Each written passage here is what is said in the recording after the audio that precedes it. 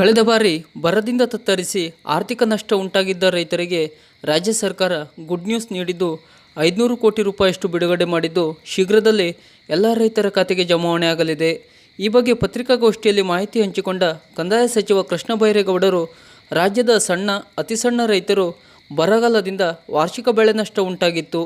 ಈ ನಷ್ಟವನ್ನು ಭರಿಸಿ ಅವರ ಜೀವನೋಪಾಯಕ್ಕೆ ನೆರವಾಗಲು ಸರಿಸುಮಾರು 18 ಲಕ್ಷ ರೈತರಿಗೆ ತಲಾ 3,000 ರೂಪಾಯಿನಂತೆ ಒಟ್ಟು 500 ಕೋಟಿ ರೂಪಾಯಿ ಪರಿಹಾರ ಹಣವನ್ನು ಮುಂದಿನ 1 ವಾರದಲ್ಲಿ ರೈತರ ಖಾತೆಗೆ ಜಮಾವಣೆ ಮಾಡಲಾಗುವುದು ಎಂದು ತಿಳಿಸಿದರು.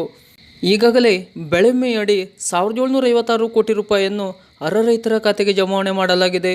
ಇದರ ಜೊತೆ SDRF ಹಾಗೂ NDRFನ ಹಣ, ಬೆಳೆ ವಿಮೆ, ಪ್ರಕೃತಿ ವಿಕೋಪ ಪರಿಹಾರ ಹೀಗೆ ನಾನಾ ಪರಿಹಾರದಡಿ ಸುಮಾರು 6,000 ಕೋಟಿ ರೂಪಾಯಿಯನ್ನು ಅನ್ನದಾತರ ಖಾತೆಗೆ ನೇರವಾಗಿ DBT ಮೂಲಕ ವರ್ಗಾವಣೆ ಮಾಡಲಾಗಿದೆ ಎಂದು ಕೂಡ ತಿಳಿಸಿದರು.